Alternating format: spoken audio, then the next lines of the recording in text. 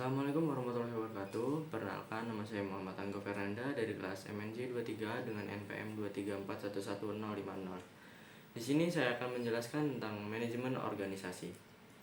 Manajemen organisasi yaitu setiap kelompok orang yang bersatu untuk mencapai tugas konstruktif apapun, sekelompok kegiatan dan sumber daya untuk memfasilitasi upaya mencapai tujuan dan sasaran bersama. Contohnya yaitu perusahaan manapun, pemerintahan, departemen, unit bisnis, institut, dan lain-lainnya. Karakteristik organisasi itu ada organisasi, tugas, fungsi aktif, struktur, manajemen, bekerja, teknologi, aturan dan peraturan, departemen, tujuan dan objek.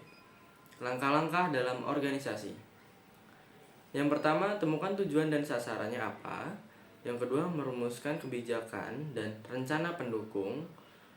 Selanjutnya, identifikasi kegiatan yang diperlukan dan klasifikasikan. Yang keempat, pengelompokan terbaik dari kegiatan-kegiatan ini.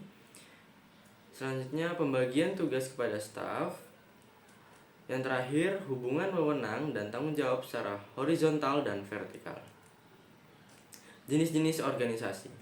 Organisasi dibagi menjadi 4. Yang pertama adalah organisasi garis, yang kedua organisasi fungsional, yang ketiga organisasi garis dan staf, yang keempat organisasi proyek. Yang pertama, organisasi garis. Apa sih organisasi garis?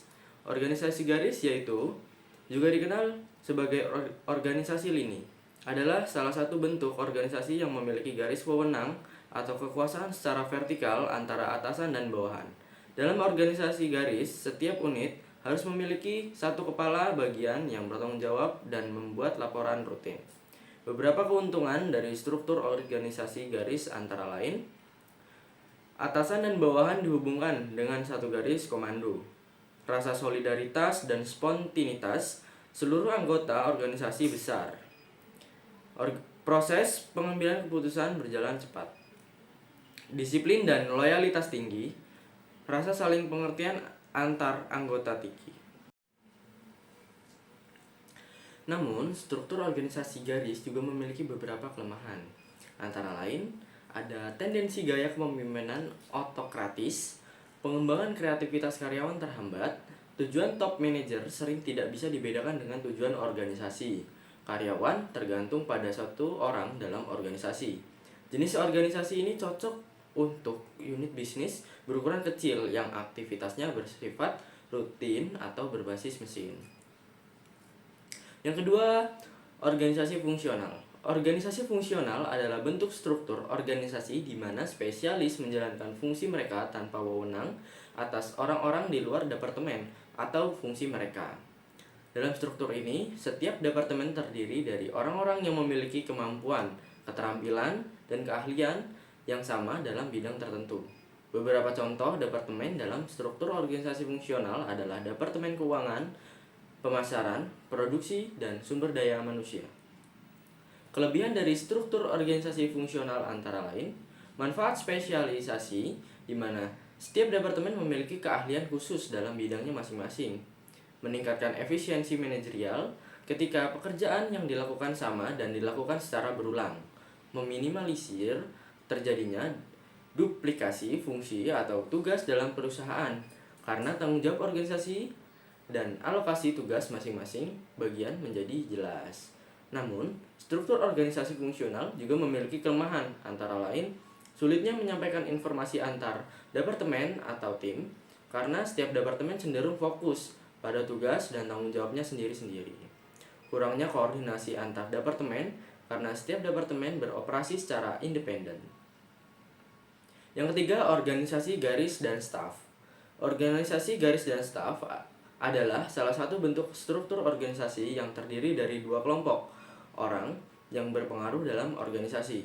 Kelompok pertama adalah orang-orang yang memiliki wewenang langsung dalam pelaksanaan tugas dan tanggung jawab.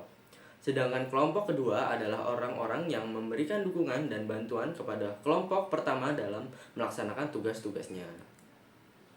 Beberapa hal yang perlu diperhatikan tentang organisasi garis dan staf antara lain: organisasi garis dan staf adalah kombinasi dari organisasi lini dan organisasi fungsional. Pelimpahan wewenang dalam organisasi ini berlangsung secara vertikal dari seorang atasan pimpinan hingga pimpinan di bawahnya. Staf bukan sekedar pelaksana tugas, tetapi juga diberikan wewenang untuk memberikan masukan dan saran kepada atasan. Organisasi garis dan staf sangat cocok diterapkan pada perusahaan berskala kecil karena memiliki kelebihan yaitu pada tinggi disiplin moral para anggotanya. Kelemahan dari struktur organisasi garis dan staf terletak pada masalah alokasi sumber daya serta distribusi biaya-biaya yang dikeluarkan oleh perusahaan. Yang keempat ada organisasi proyek. Organisasi proyek adalah struktur organisasi yang dibentuk untuk mengatur dan mengolarisasi sumber daya, tenaga kerja, material, peralatan, dan modal secara efektif dan efisien dalam sebuah proyek. Berikut adalah beberapa hal yang perlu diketahui tentang organisasi proyek. Organisasi proyek terdiri dari beberapa jabatan atau posisi, seperti project manager, site engineer, struktur engineer, drafter, dan staf akuntansi.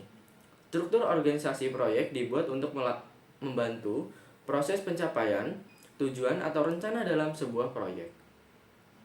Struktur organisasi proyek dapat disesuaikan dengan manajemen proyek dan kebutuhan proyek tersebut. Struktur organisasi proyek dapat dibentuk oleh pemilik proyek, konsultan, atau kontraktor. Struktur organisasi proyek dapat disusun dengan pengelompokan orang ke dalam tim proyek pada tugas sementara.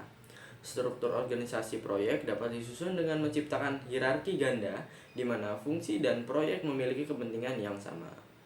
Meskipun struktur organisasi proyek dapat membantu dalam pencapaian tujuan proyek, namun terdapat beberapa tantangan yang harus dihadapi, seperti penanganan yang efektif terhadap organisasi dan sumber daya, persaingan di pasar global, dan ledakan teknologi dan informasi. Oleh karena itu, manajemen proyek harus memperhatikan betul struktur organisasi proyek yang tepat untuk memastikan keberhasilan proyek tersebut. Sekian penjelasan dari saya. Wassalamualaikum warahmatullahi wabarakatuh.